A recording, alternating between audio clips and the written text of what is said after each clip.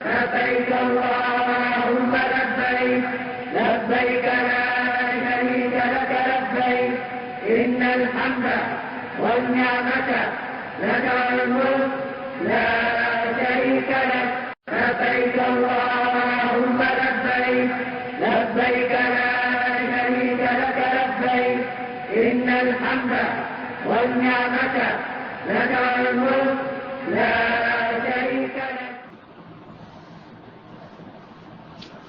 حج قران، حج تمتع اور حج افراد میں کیا فرق ہے؟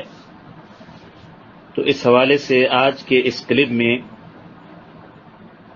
ان حج کی تینوں اقسام کے بارے میں جو فرق ہیں وہ عرض کیے جائیں گے۔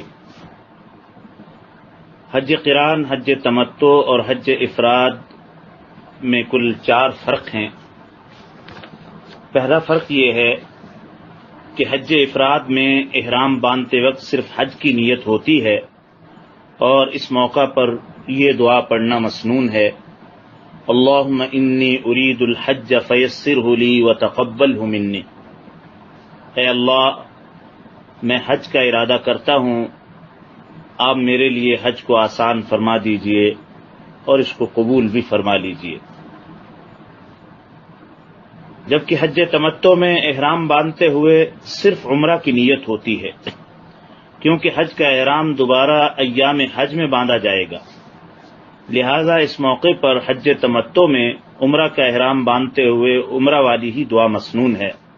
دعا یہ ہے: اللہم انی ارید العمرۃ فیسرھا لی وتقبلھا منی۔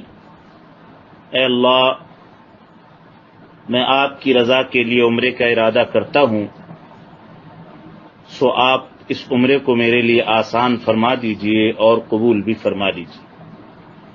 اور حج قران کے موقع پر احرام باندھتے ہوئے عمرہ اور حج دونوں کی نیت کی جاتی ہے، لہذا اس موقع پر حج قران کرنے والے کے لیے یہ دعا مسنون ہے: اللہم انی ارید الحج والعمرۃ فیسرہما لی وتقبلہما منی۔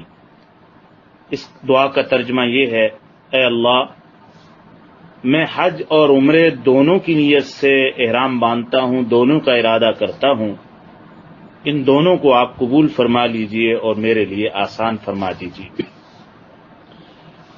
حج قران، حج تمتع اور حج افراد میں دوسرا فرق یہ ہے کہ حج افراد کرنے والا حرم کعبہ میں پہنچ کر پہلے طواف قدوم کرے گا، جبکہ حج قران اور حج تمتع والا سب سے پہلے عمرہ کا طواف کرتا ہے۔ گویا حج افراد کے لیے طواف قدوم جو جاتے ہی سب سے پہلے طواف کیا جاتا ہے، یہ طواف قدوم سنت ہے، جبکہ طواف عمرہ جس کو حج قران والا اور حج تمتع والا ادا کرتا ہے، یہ فرائض میں شامل ہے اور عمرہ کے ارکان میں شامل ہے۔